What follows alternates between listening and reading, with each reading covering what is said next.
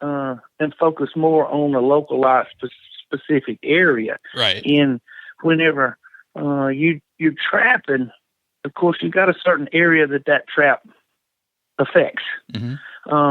It has a range to some degree, and that's what we do with traps is we just kind of localize it to a particular area, and it yes, over time they will fill back in. Yeah, and honestly, that's what I have faced in being educated in the same system as you. Obviously, being classmates with you, right? You're trained by academics, and a lot of them are. Well, most of them are fantastic and bright people. But like you said, I've spent 20 years now working on a small localized scale. And that could be, a couple thousand acres, or it could be 30 acres, right? So, Correct. You and I are talking about more localized management, private land ownership patterns. But, and by the way, we're recording, just so you know. Okay. But, right. So on today's, I'm going to interrupt you there, Johnny. I just literally recorded a chat Johnny and I are having. Today's guest is a good friend of mine, going way back to college days, classmates, Mr. Johnny Carter. And you could tell by the way Johnny talks that he's not from Michigan. He's not from Iowa. He's from Mississippi. And the neat thing about Johnny is he put himself through college trapping in Mississippi. Now, if any of you are trappers, you realize the uphill climb, that's required to do that. So I thought, first of all, if you did not hear episode 25 with one of my former advisors and professors, Dr. Bruce Leopold, I highly recommend you stop this podcast right now if you have time. It is a long podcast, but it's full of information on the very complex nature of predator-prey relationships. I received a boatload of emails, Johnny, I was telling you about this, text messages, phone calls from guys, which is really, really fun. And I set that whole predator thing up from the standpoint of, let's start with the complexity and the fact that you don't just go out there and have a simple cause and effect, shoot the crap out of coyotes, have more game to hunt. It's not that easy. It will never be that easy. You may see somewhat of that cause and effect, but there are so many other variables, unintended consequences. And when you're dealing with a density-dependent species like that, you really have to learn to observe. So, again, the emails were super cool. I could not respond to not even 10% of them. I printed one out here from Adam Turner, which I thought was really cool. Adam looks like he grew up in Texas, and I don't know if he said where he is now, but anyway, Adam he just said he really enjoyed it. He was interested in the whole idea that coyotes are not native to the Northeast, and that it was the absence of the wolves, as we talked about in the Leopold podcast, that obviously facilitated their move into the region. So super good stuff. Dr. Leopold was excited about all the response, and obviously as a lifelong educator, he asked to maybe come back on again and readdress some of these things. So again, I had some clients and friends call me and text me, and some of them were angry because they enjoy killing coyotes, and nowhere did we say do not kill coyotes, or that, hell, one of them even accused me of being in the tank with PETA, which was rather amusing. Good friend, good client. I know he was joking, but again, I'm looking for balance, and that's why we brought you on, Johnny, because I wanted to talk about trapping predators, the effectiveness of it, and possibly some of the unintended consequences. I know that was a mouthful, but you still with me? I am. In full disclosure, I would like to say up front too, I also am a Leopold protege. He was my academic advisor as well. So I'm very familiar with Dr. Leopold, a dear friend of mine, and I learned a lot, and I also agreed with that ecology class he taught. It was probably the most difficult class I took in college, but I also probably learned more from what I knew going into the class to what I learned and come out with. My advancement was tremendous.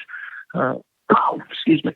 But and I will inject there, not to interrupt you, Johnny, but Johnny was the guy in class, and all of us were fully, obviously engaged. If you weren't, you had to leave. But you were. I'll never forget. Some of us were. I don't know if we were on the Delta. Or we were on one of those long bus trips, tired, ticks all over us, bug bitten, and we're arguing over a tree species. And for those of you from the north, you think learning the oak species in Pennsylvania or Missouri is difficult. You should go to the southeast.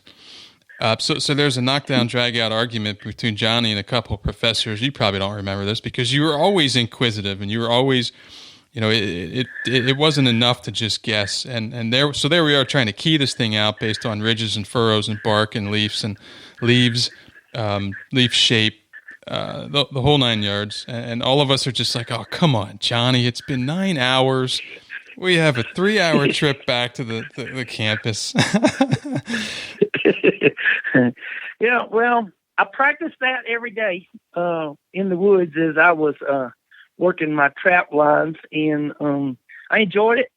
And if I didn't understand, I always had questions for it because that's the only way I could learn it is to ask about it. And that's right. And I didn't mind. That's why I've never been bashful about. That's why I chose you for this counterbalance podcast, because again, your livelihood depended on it. Your paying your college. I was running telemetry on quail and working in the deer pens and doing all that stuff, and you were trapping predators to foot the bill. And I thought, man, there's nobody better. You've got these pseudo weekend warrior experts. They kill a couple coyotes maybe, and they hang them on a fence post and take a Facebook picture, and all of a sudden they're a hero. So that's why I wanted to have you on, because you're one of the most effective. Let's put it this way: if I'm a coyote, a coon, or whatever you're after, I'm not feeling comfortable. Well, I appreciate that. I enjoy it. It was more than just a job to me to foot the bills. I enjoyed it, and I think one thing that people lose in this is. Part of the challenge is you're competing with a predator that you're walking in his backyard, in his domain, where he knows what's going on with everything, and you're trying to trick him. So it's a little challenge to me, more so than just catching him and putting him on the wall. I mean, it's a little more goes into it to me than that. And that requires the ecology and biology of the animal. And that's why the things that Dr. Leopold said are important in this is I think the key here is we have to wrap all of this together. And one thing I really think is missed on this is quite often you hear people in the management industry, sometimes they get to thinking that this is a one-time deal. And trapping predators to benefit wildlife or preferred wildlife species such as deer, turkeys, quail, whatever your interest is, you have to understand that trapping those predators is not just a one-time deal. You don't burn just one time and it's over with. If you go in and trap predators one time, you can knock a big dent in them 1 year. But if you don't continue that process, then other predators fill in that space as they get pushed from other areas. And so in agreeing with Dr. Leopold in the sense that you do have to stay on top of it, it's an every year thing. But I think on a small localized scale, you can have some effect. I had one particular property that I worked on where I went in and at the request of another classmate from college, he asked me, could I help him? And I said, sure. I come out and I trapped 37 coyotes in 32 nights on this piece of property. That's got to help take the pressure off the nesting birds. in those areas. So we're not talking about, again, this chest pounding heroic trapping 2 or 3 or 6 coyotes. I mean, you went in a very short period of time and a very finely, I remember you telling me about this before, a subsection of this larger property, and you hammered it hardcore. So repeat those statistics for the guy who maybe was, I don't know, that's right, messing around in his pickup and didn't hear that. That's right. It was a 1,200 acre property, and this guy was working. He guides hunts on the property, and he was having to work on part of the property. So I was kind of restricted to about 120 to 200 acre area of the property. And in that small localized area within that property, I trapped 37 coyotes in 32 nights. He asked me to come back the next year, and I caught in that same localized 120 to 200 acre area 3 coyotes in 21 days, trapping just as hard. Mm-hmm. Same so methods. That had some effect. Everything the same. That's right. Same method. Actually, some of the same locations. I mean, where one coyote crosses a ditch or a bridge or creek or tree line is the same place. The rest of them tend to travel the same travel ways because that's why the one's doing it. That's the best, easiest place. And, not necessarily in the exact same dirt hole or flat specific location, but within 10, 20 feet, I was trapping exactly the same thing, exactly the same methods, and doing the same thing over again. Okay, so I don't want to interrupt your train of thought there, but he obviously had you come in. He was guiding hunts. He was tell me about his observations, because that's what I really want the main take home to be on all this. Is you can follow the science, depending on which science you follow. You can find it to support anything if you understand how to read the science and study the design. You can throw out about 95% of it. But what were his when he called you? What was his frame of mind? Why did he call you to trap coyotes? Well, one thing is he was selling quail hunts, and what he was having trouble with is sometimes when all the birds are not harvested, he could actually put out call houses and retrieve some of those birds, and he just was not having very much recovery. But he knew by numbers of how many birds he was selling and how many was being harvested, there were a lot of birds escaping.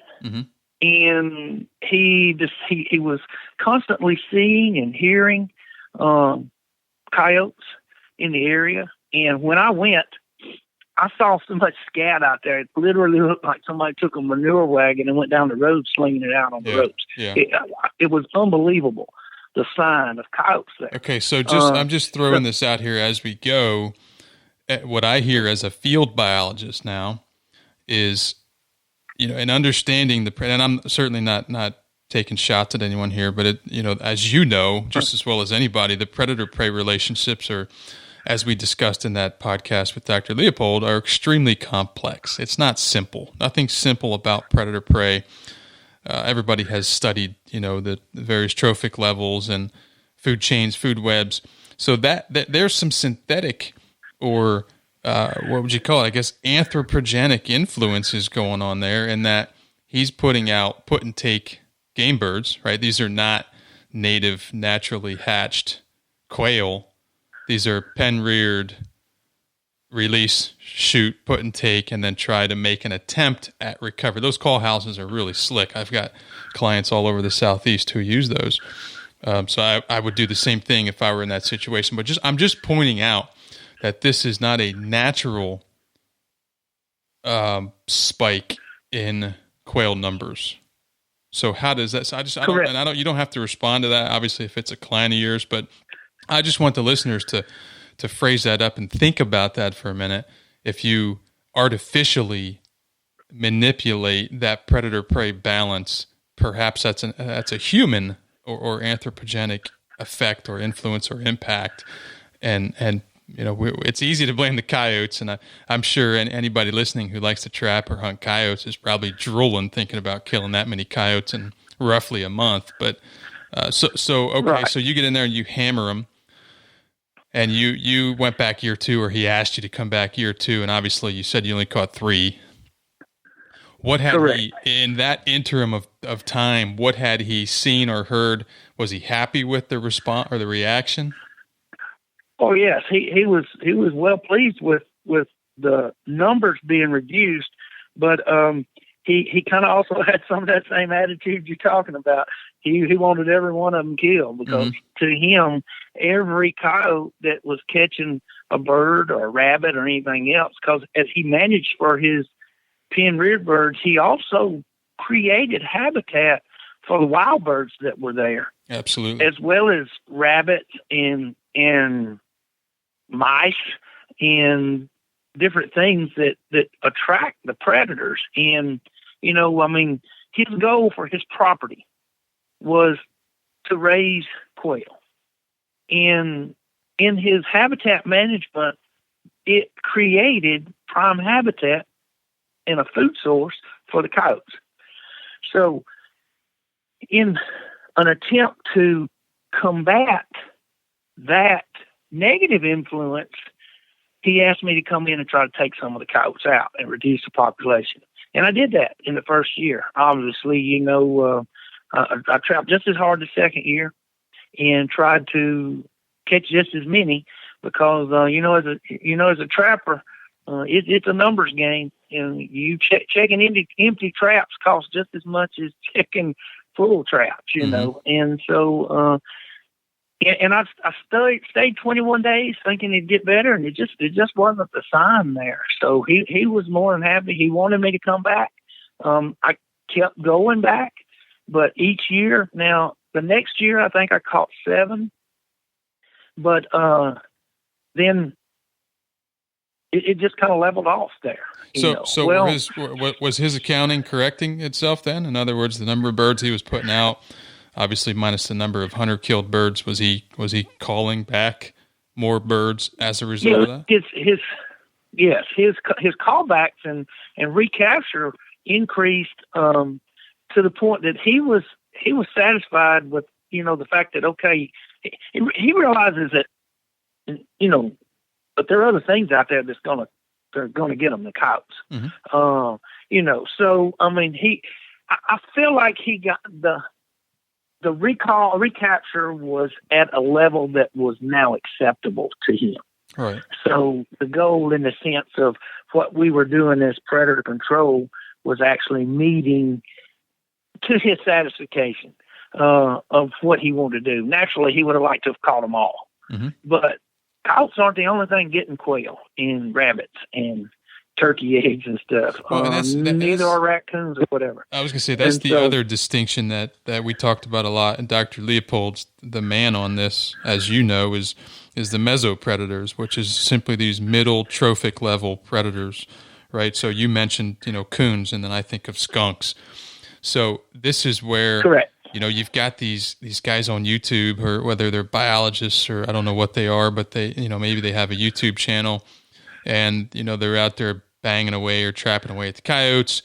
It really depends on what your overall goal is. In other words, if you're like me and you haven't killed a longbeard on your property in 2 years simply because the numbers are down, and you're out there building nesting habitat and rearing habitat, bugging habitat, roosting habitat, I don't know, wiping out all or in a localized manner, hitting the coyotes really hard, probably it really doesn't sound like a great idea to me, because a coyote is opportunistic, primarily eating, as you mentioned, small rodents. So if I take out the coyotes eat skunks, by the way. Coyotes hammer on a lot of those meso predators and maintain balance in the ecosystem. So if skunks, possums, coons, if those meso predators increase as a result of my human-induced anthropogenic influences, then you know what, my nesting success may plummet, right? And a lot of guys don't really see how those little tweaks can completely manipulate or change their outcome. Definitely. They definitely can change the outcome. But what I have discovered in the trapping world is they make traps for raccoons and skunks too. I knew you were going to say that.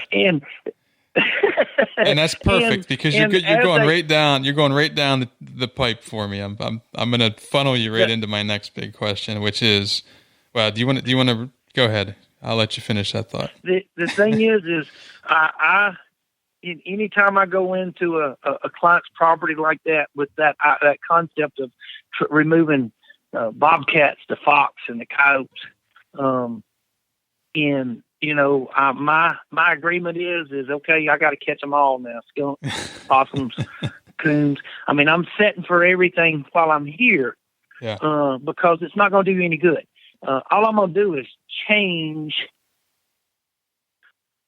the skin color of what your problem is. That's right. You You're go going in to and alter. just check coyotes. You're just going to manipulate them. Yep. It's not going to fix your problem. It's just going to change who's doing it. Okay, so I'm sure all the listeners who hit the coyotes really, really hard are doing the same thing. I'm sure they're all trapping skunks, coons, possums, foxes, etc. I just sort of throwing that out there with a little bit of tongue in cheek. So go ahead. Right. Yeah. Well, I was fixing to say, you'd be surprised. It's difficult to do. And to be honest with you, I don't do it all at the exact same time. I'll go in and spend a day setting up coyote traps and getting it set.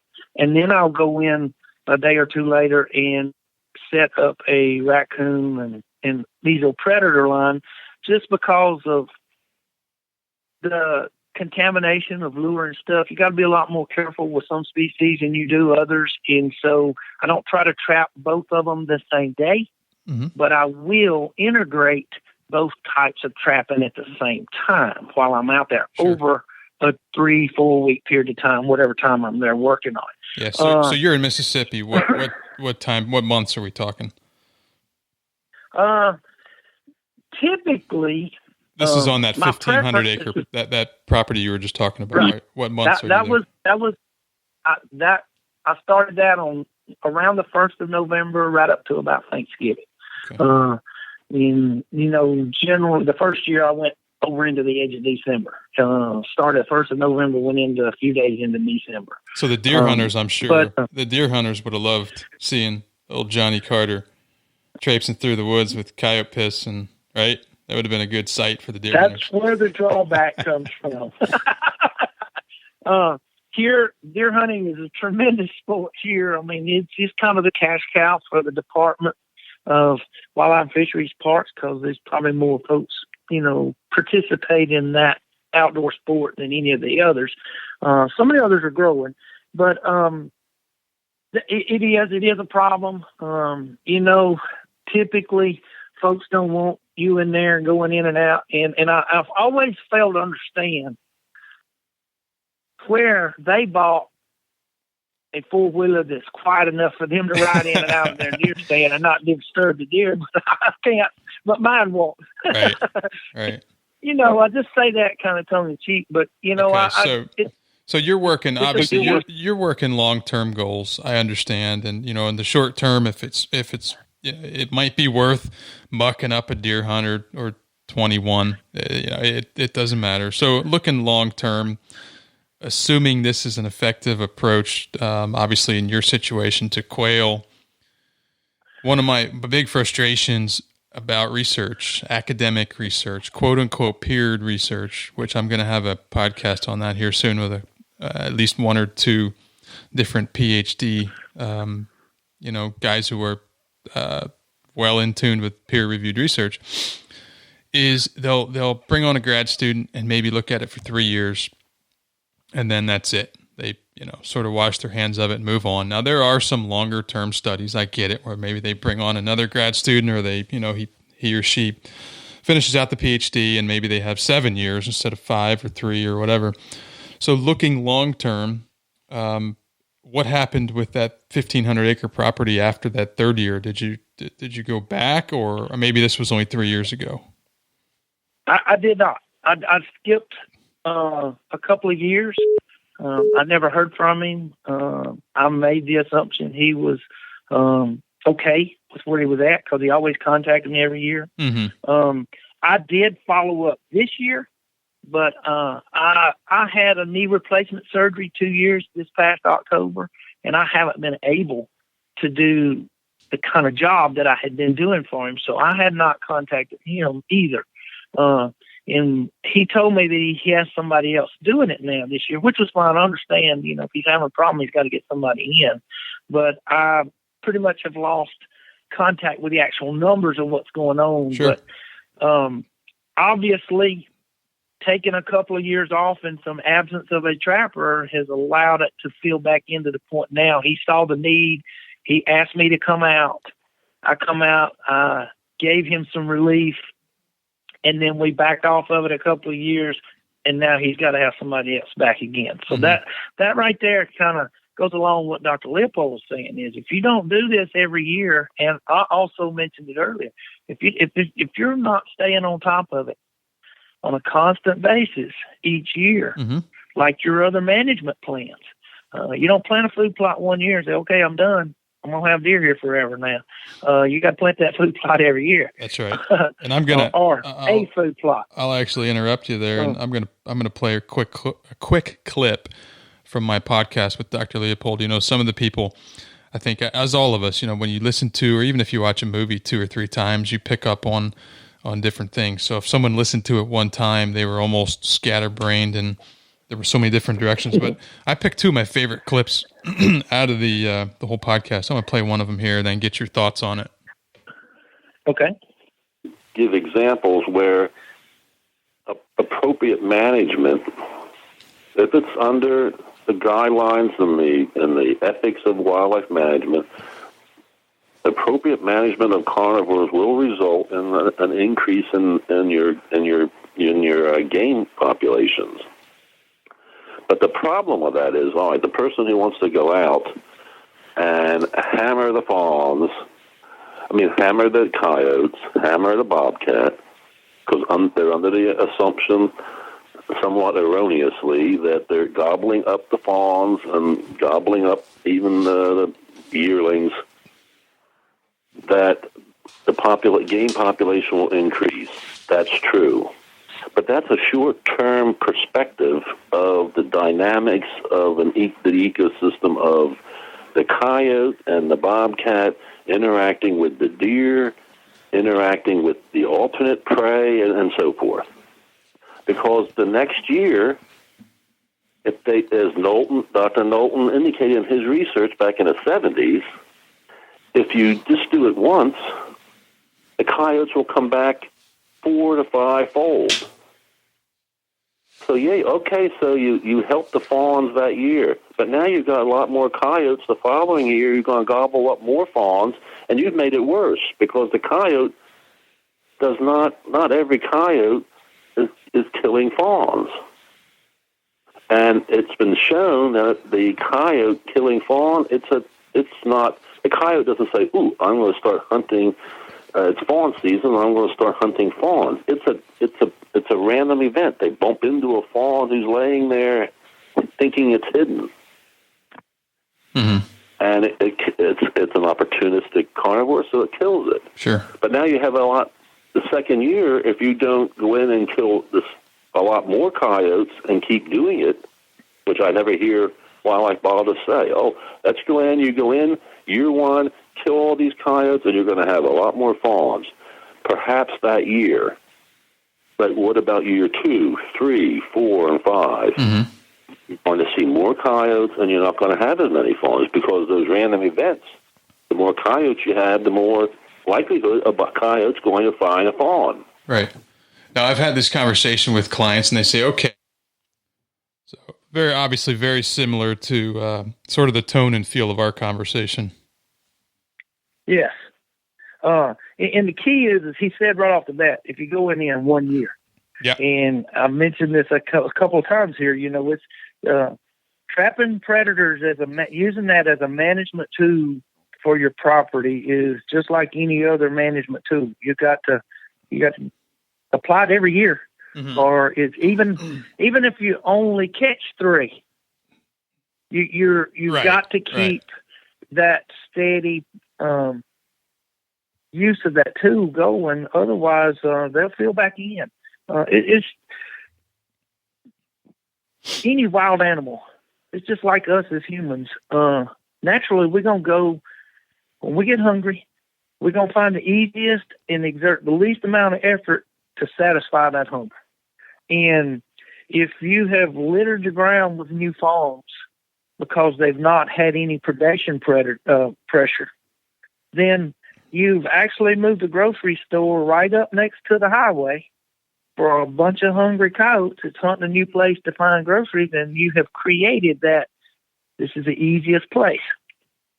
Now, where I see a little different from Dr. Leopold is as we manage and manipulate this habitat through plots, different things, and try to increase those things that these new fawns need.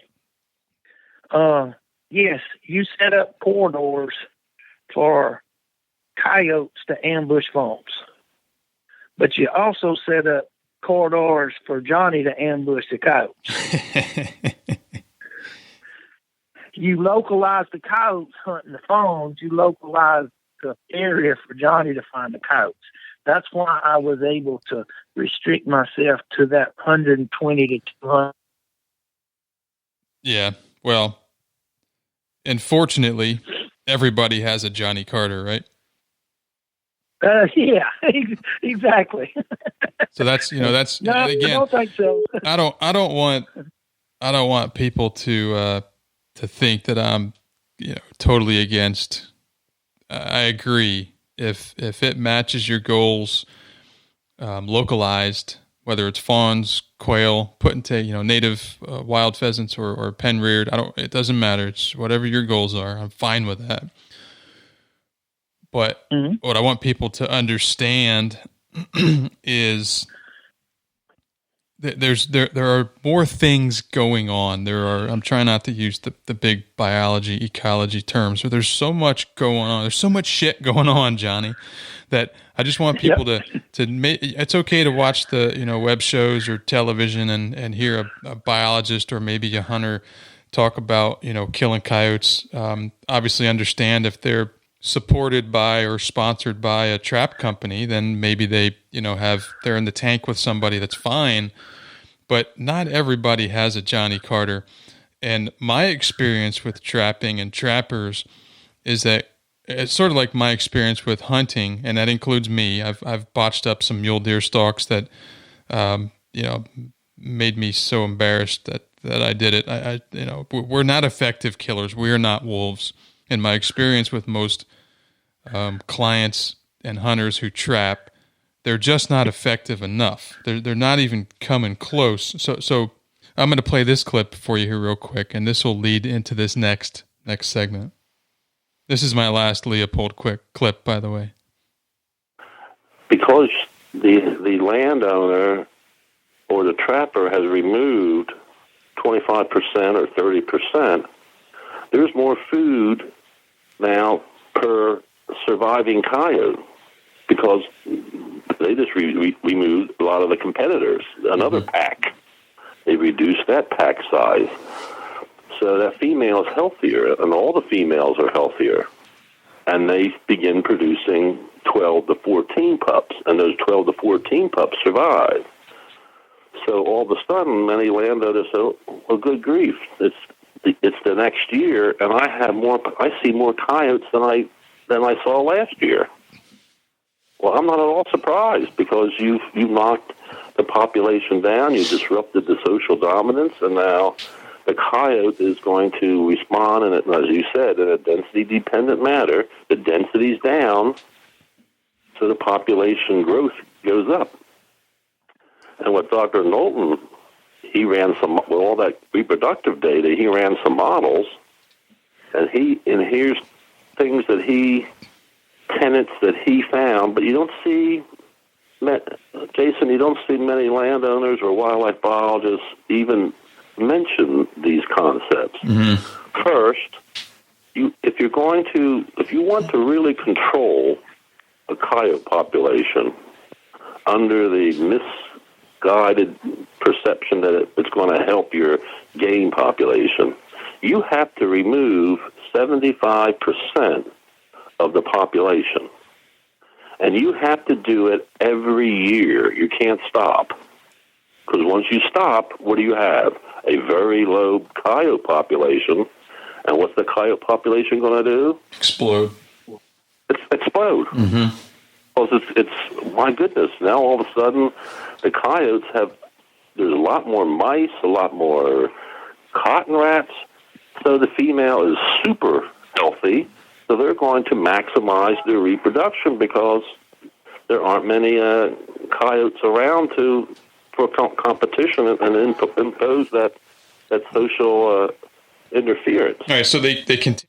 So again, we're talking about density dependence, and what the difference that we're talking about here, Johnny, and I think you've agreed with me multiple times, is on a localized scale. We're not talking about statewide predator control. You see that argument all the time at the various state agencies, right? The hunters want to yell at the state, or whether it's Game Commission or Texas Parks and Wildlife or Mississippi Department of Wildlife, Fisheries and Parks. It doesn't matter. They all want to kill the coyotes. So just your thoughts. Obviously, Dr. Leopold mentioned that 75%. Would you agree? Yes, I think you've got to take out a large percentage of them. I especially agree with the fact you've got to do it every year, because if you don't, they will fill back in. It's just, you have to think about this sort of like if you put a trap on the ground, it's got a radiating target effectiveness, in other words, out from it. There is a certain amount of area that trap can affect by catching predators that are within the range of that trap. And outside that, you're not affecting the coyotes, so their life doesn't change. Mm-hmm. And whenever you're trapping, you can affect that localized area around that trap. But once you take it up, those predators that you didn't catch and pushed out to that buffer zone, added to the number in that buffer zone or outside of it, they start drifting back in as they get pressure and start competing for resources out away from where you're affecting that localized resource. And when you take that trap out, that method out, that tool out, when you quit catching them in your localized area, well then as they start competing for food on the buffered edges because of your trapping, they start drifting back in because they realize there's no danger there anymore. And so naturally they're gonna fill back in. It's gonna create a sink for the overflow of other places where they're not being managed. But if that's why I say it's so critical. You've got to stick with it every year. It's not a... Yeah, we've mentioned that a couple of times. I want to backtrack a little bit to something that you just said that the listeners could probably benefit from. You're giving away secrets now to our trade, but you mentioned the word sink. And that probably went past a lot of ears. But to me, when I talk to prospects or clients, I talk about source to sink, right? Because we spend a lot of time on that in ecological classes. And source to sink simply means, can you go ahead and sort of repeat that whole section of what you meant by that? Yeah. Well, what happens is as far as if you looked at the area, the property, as a kind of a map of food sources, when you go in and start trapping and you take out the consumers of the food sources within a given area, it creates a hole or a sink where there are no more pressure on the food sources. This allows the food sources to thrive. And because there's a lot of thriving and increase in population of the food sources within that sink or hole that you've kind of protected, as the predators on the borders of that area continue to compete for food and it gets more difficult to survive, then they will start drifting into that. And if you're not still trapping to protect that area, then they've got easy access to food again. And so they all start filling back in when they realize that. And your problem is right back where it was when it started. Right. From an unmanaged or poorly managed source. And this concept, after about maybe, I guess, 2 years of consulting after I left the university, is something I sat back one day and said, holy smokes, the reason small property management under the way we do it is working is because we're turning that negative sort of situation into a positive situation. And speaking about white-tailed deer, so I can remember I had some clients who owned tracts bordering state game lands. Well, if you're from Pennsylvania and you have access to private property, I hunted state game lands growing up, and we killed a lot of turkeys on it because guys weren't willing to walk more than 150 yards from the road. But if you now buy, say, 200-300 acres or 100 acres bordering state game lands, I can remember clients saying, did I screw up or was this a good thing? And don't get me wrong, there are some negatives, some negative aspects surrounding owning land next to public ground, as you can imagine. But from an ecological standpoint or a biology standpoint, they're mismanaged. 99% of the time, they're poorly managed, and they serve as an incredible source of great animals. And if we can create a sink, meaning the target property that we're managing, it becomes a never-ending source to sink. That I've had clients, turn around and sell properties that are producing way above expectations simply because of that. And a lot of buyers are hung up on that aspect. And I work with clients in purchasing properties before, working with them before they even buy them, so they don't buy a property that obviously, has several negative aspects to it or an uphill climb. So I just wanted to throw that in there for the whitetail. I know I have a lot of whitetail listeners, but that source to sink concept is a really good concept, and it's not just in the books. It makes sense when you have boots to the ground too. Yes, and that's one of the drawbacks. Ideally, in the perfect world, if we get everybody to manage the same all around us. No, I don't want that. No, yeah, because I like dysfunction. Then everybody's got, yeah. But that is a big problem, it's amazing the number of people who think they've got these things figured out that just simply doesn't have a clue to the dynamics between the ecology of the animal and the habitat they live in. Mm-hmm. And so it's just, I can imagine some of those negative aspects because of the, lack of sound management on some of these private lands. But it's all about money when it comes to them. Oh yeah. They got a certain number of resources to deal with, and they can do all they can do.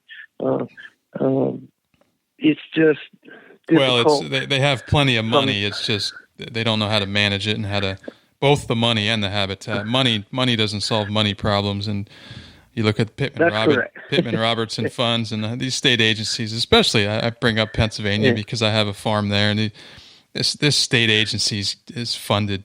It's disgusting how well funded they are, and they've got beautiful brand new offices in Harrisburg. But and some of the state game lands are actually doing pretty well. They've got a couple of actual habitat managers now working for the Game Commission who are really good guys, and they're super talented at what they do. But unfortunately, they don't. That's not their primary.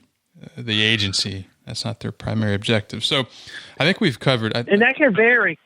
I think that's the thing. Is the objective of the actual property that's, state-owned property can change even within the state. Mm-hmm. For instance, we have here, I know Noxubee Wildlife Refuge is like a waterfowl refuge is its primary goal. Mm-hmm. But they also have enough property to manage for deer and stuff and turkeys. And they have that. Mm-hmm. But their primary focus is on waterfowl management. And it's just the nature of the beast sometimes, because when you got a waterfowl area, you tend to bring in waterfowl biologists. Yeah. And your team is set up with people who are focused on a particular species or management regime, and some of those others can go a little lacking. Not that they don't want to, it's just that it's not where their focus is. Sure. But that doesn't help the Jasons and the Johnnies who like to deer hunt and turkey hunt out on the fringe. Yeah, let's keep the Kaminskis out of it and their ducks. Yeah. That's right. I hope to have. I was just using that because that was the closest one to me. Yeah, I hope to have Matt. But Matt, I want to have Matt on here someday. He just stopped at my place in Texas to spend some time. Matt was one of our classmates. His dad, Dr. Rick Kaminsky, is one of the waterfowl gurus and researchers, and I think he's over at Clemson now, right?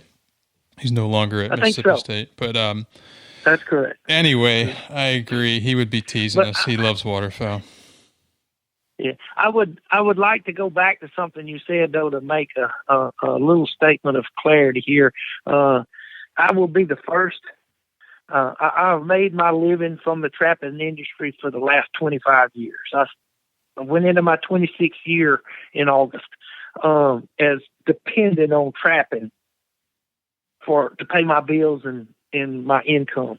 I am very proud that I do not live in a state that is going to charge me taxes to provide statewide predator removal control.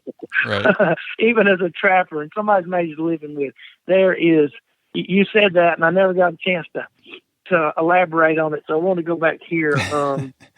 That idea of the state should provide complete control is just not fiscally possible. Mm-hmm. Because the taxes would be so high to kind of pay for that. I don't know if it's even, I don't know how you would even start to accomplish it.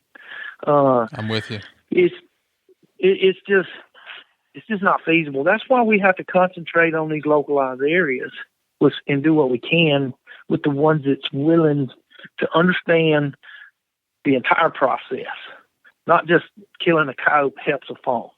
It's more to it than that. You got to understand the ecology and of the habitat, the fawn, the coyote, the predator-prey relationship. If you don't take all of that into consideration and use trapping predators as one of the tools in the toolbox, then you are better off to not have it at all, because it just if you can't use it as a tool every year like you do your other tools, you're going to create more problems than what you already got. Okay. Because you're going to develop a sink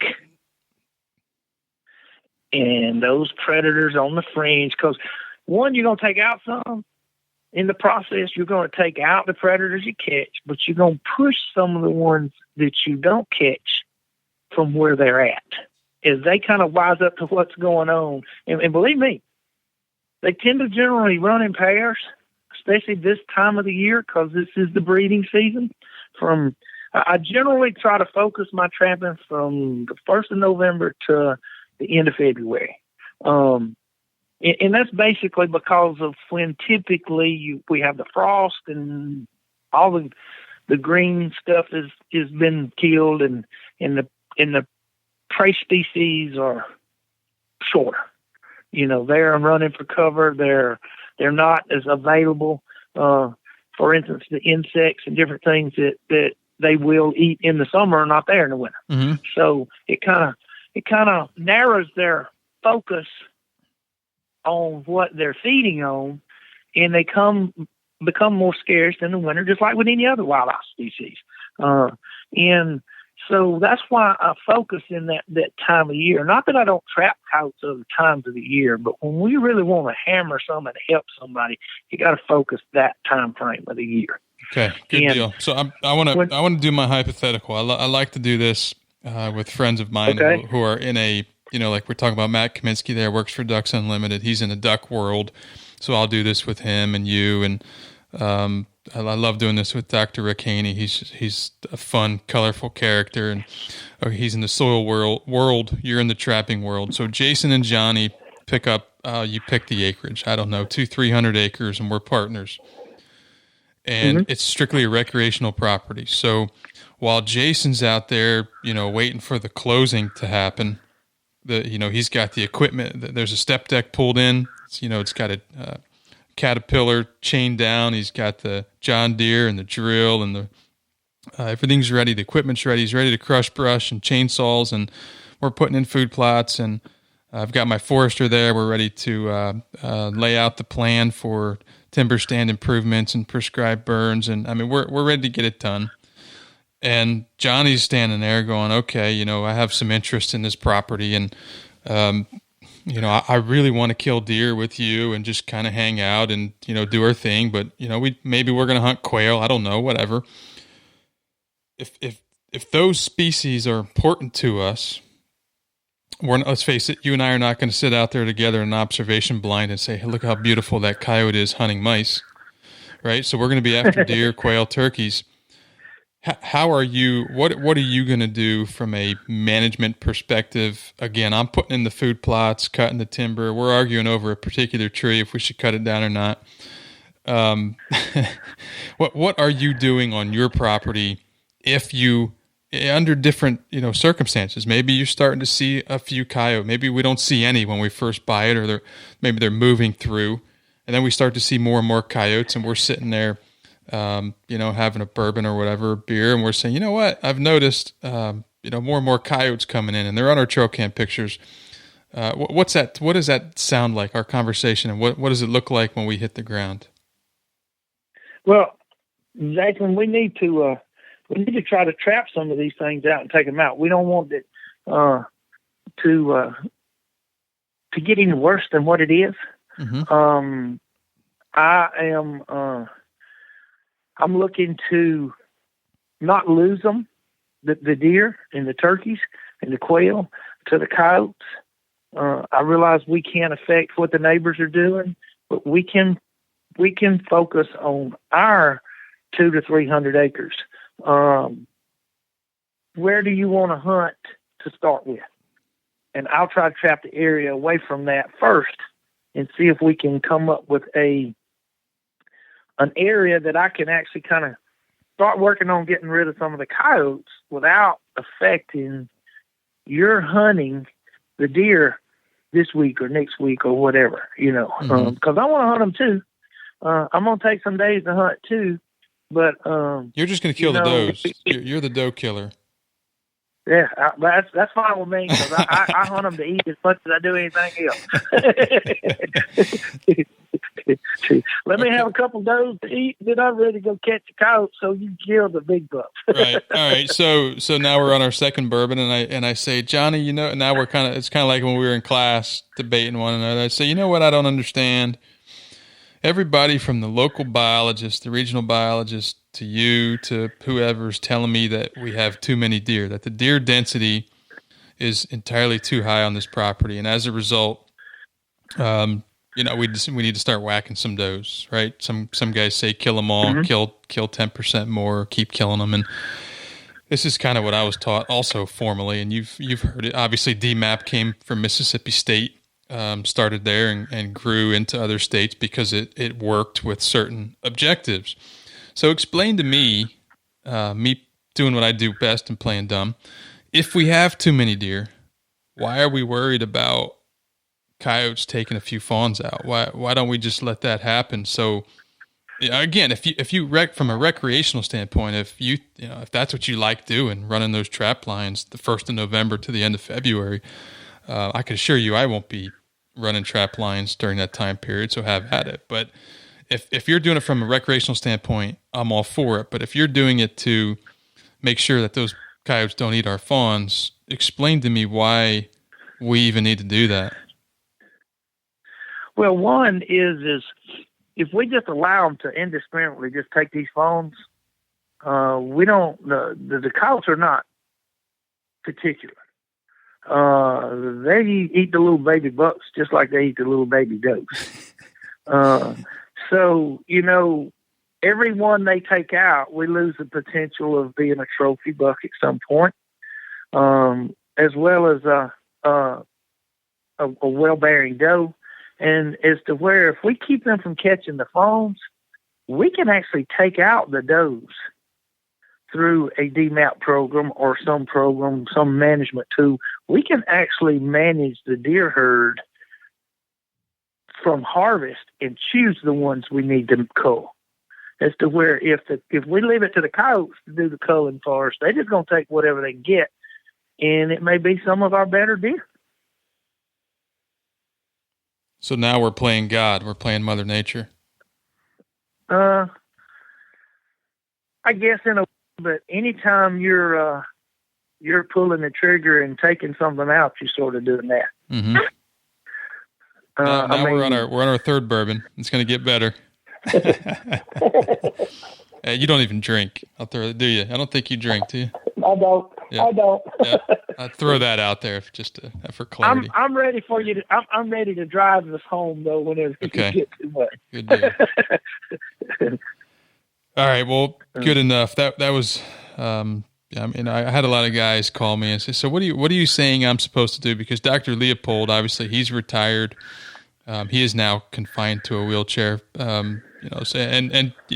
Deer hunting, killing mature bucks, lining his walls with whitetails was never really a goal of his. He enjoys researching them and educating guys like us.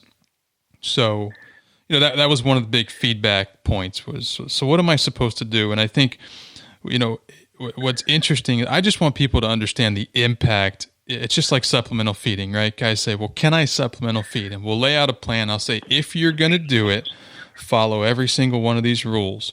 If you're not ready to follow every single one of these rules and you can't check all these boxes, you're not ready to supplementally feed. In other words, going out, setting up a feeder, dumping a couple 100 pounds of deer corn in it, and then forgetting about it and going, to a Christmas party and then, doing whatever you do all winter and never going back to refill that feeder. And that's just one of the check boxes that don't even start. And to me, correct. There are not a lot of effective trappers like you. I mean, your catch per unit effort is top. I mean, it's top tier stuff, right? So I'm fortunate in partnering up with you as a landowner because you're good at what you do and you're effective. But not many of these guys are effective or as committed to the long-term predator removal that targets their specific goals and objectives. And that's really what I just want to point out and get people to understand. Right. And it takes both. It takes both the landowner and the trapper to both be committed at the same level. Yeah. And the thing is, and you're right, not all trappers are equal. And I include myself in this. Sometimes a downfall of us trappers is we get what I call egoitis. I've heard this. I've heard this before. Some trappers gauge their own success by being able to tell people how many critters they caught or how big a critter they caught or that kind of stuff. And I don't get caught up into that. I was fortunate enough to start out my trapping for a living is dealing with nuisance stuff. So I had to stay till I got the problem solved, which meant the last one that's causing the problem was gone. Mm-hmm. So it didn't matter whether I caught 10 or 2. As long as the problem stops, then I'm done. Sure. And so it took me a while. I included myself in that. But if you're not in property owners, if you listen, you can generally tell that from people. The one that's telling everybody in the crowd, how good he is. And when you hear stories, and he's always got a bigger and better story than everybody else, you might want to be a little careful about dealing with that guy. But you can talk to him and find out the people who are serious about it and committed to it. And they have to understand that, I keep going back to this. It's all one big picture together. It's not just a portion of just saying trapping is the answer. Killing coyotes is the answer. It's one portion of the picture that you taking the coyotes out, but also understanding that it goes along with the other property management things, food plots, habitat management, and all. It's a one big ball of wax. Mm-hmm. I know you and Dr. Leopold mentioned Dr. Hurst. He in his turkey stuff, he always and I worked with him some. He's a character. He thought you had to kill every coon. Every coon's got to go. Mm-hmm. Well, one, game and fish departments, conservation departments are not going to let you take every one out, because now you deplete as a species that's native to the state. So that's not feasible to start with. It's not financially possible because some people like coon hunting, so they want to tree them and let them go and tree them again, so that you're not going to have that cooperation to do that. But one thing that he did, one part of his mindset is I think I know he fully understood it's a big picture. You got to burn. You got to manage habitat. You need to take out predators. And he understood that the ideal situation was to put it all together. But his philosophy is I can't manage what the neighbor does on his property, and I can't burn anymore. So let me do at least what I can in this predator control. Mm-hmm. And that in the way to the extreme he took it sometimes kind of hurt the concept of using it as a tool, because he kind of went overboard with it in some cases. I can remember being in his office and he was so angry, he was spitting and slobbering, and it was quite entertaining. It was. But, you got to, one of the main message I would like for listeners to understand is it is a tool to be used in cooperation with the other tools in the toolbox. Right. Right. And it has to be treated just like all the other tools. It's not a one-time deal. And one thing that I have seen in the past is when a trapper comes in and has the success that I had in those stats I give you, when you go in and catch 37 and 32 nights, and the next year you go in and trap 21 days and only catch 3, that is a financial burden on the trapper. Mm-hmm. And it tends to lead to, okay, I need to be paid to be here to do it now, because I can't keep doing this and spending the expense to come out here and only catch 3 to get any of my return back out of 3 coyotes. And then landowners will, well, I'm not paying for you to do this, and they drop it. And then here we go. We created that sink. Sure. And we got a problem then. Yeah. And it, but it's just financial on the trapper's part. I mean, he can't do it. And this was a friend I enjoyed, and this was really my first pay attention to what's going on situation in this particular property that I worked. And of course, we never discussed paying. I never tried to charge him. He's a good friend. I was just trying to help him. And I also gained a learning experience from it too, because I saw firsthand what the concentration was when I went in, what I took out in the specific given time frame, mm-hmm. and then what happened the next year, and then what happened the next year. Mm-hmm. So it was, in a sense, I guess, an inadvertent research project for myself without having to write no thesis or no classes on it. But, it was just a good learning experience for me. And that's what the coyotes showed me or taught me, mm-hmm. is, you got to stay on top of it.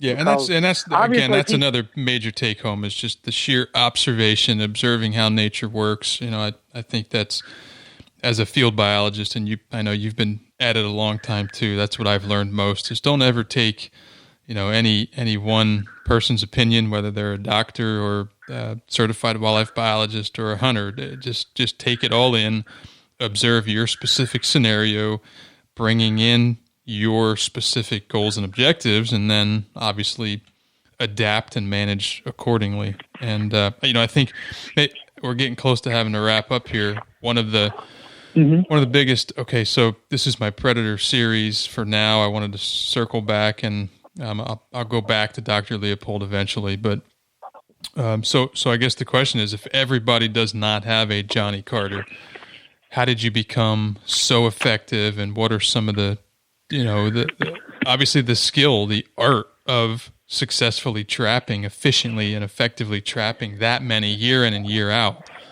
Obviously, it's something that the landowner, if they're fully committed, has to learn. And I don't know if you're the guy to give any tips, and obviously you can't teach us how to trap in the next minute and a half, but that's sort of the next question, right? Yeah, well, and you're right.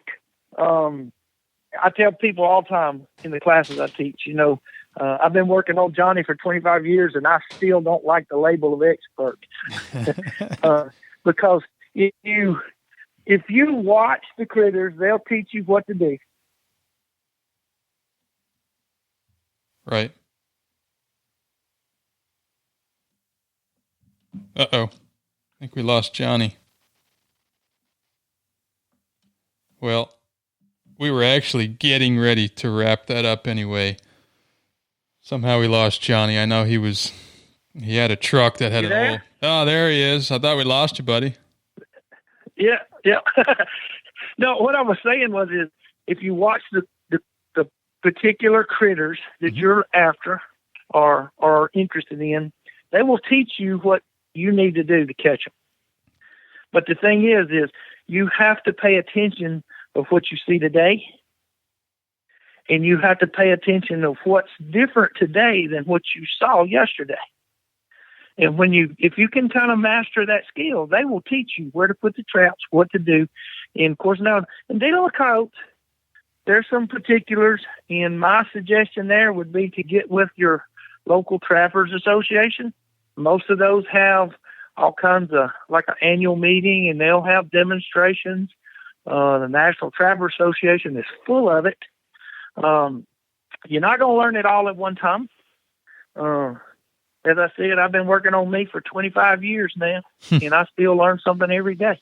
I always thought it was interesting, the mix that you have, though, in having the wildlife biology background, the formal aspect, and then obviously all the field experience, and then the fact that you are an effective, successful trapper. There's really not too many guys who I know of who have that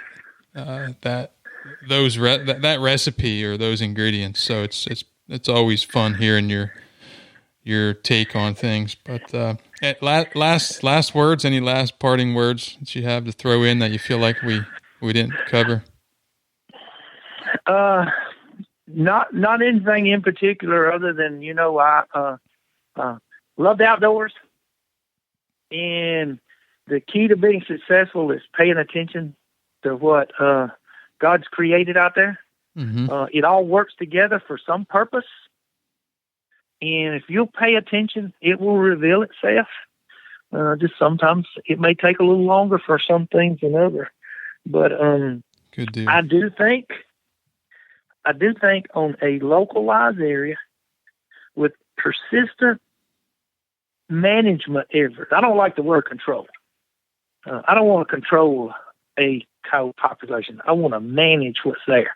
Because if you take them all out and the deer starts to get to where they're not scared of anything, it's not really as much fun to hunt a deer that's not scared, I always said anybody could shoot a cow eating out of a feed trough. That's right. And so if you take out the fear factor that keeps them wild completely, and they're no longer wild, you've changed the dynamic of what you're pursuing. And so I do think if you manage that population and on a regular basis, then you can create a potential population that you're seeking to hunt.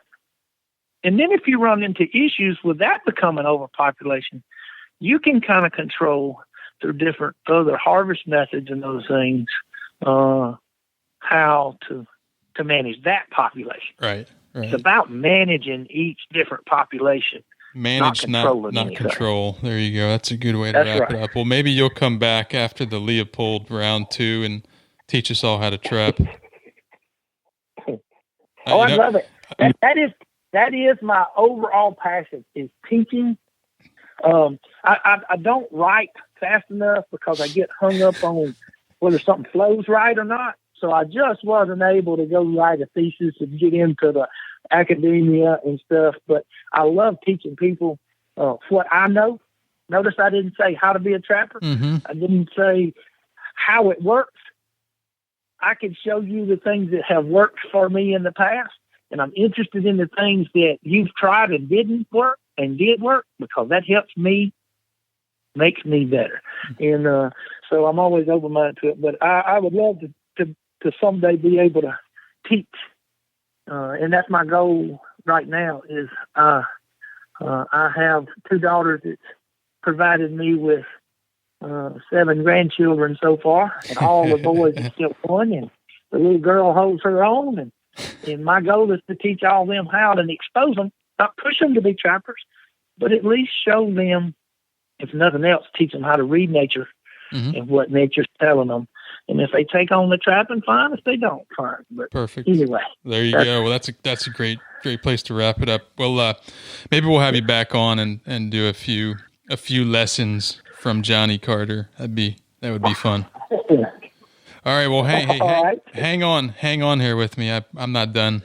We've got to talk a little bit more, but let me wrap everything up. So I want to thank everybody for listening. I think this was probably a really good dose of reality. Maybe there's nothing wrong with academia, but you have to sort of take it in doses. And of course, no one's ever fully right and fully wrong.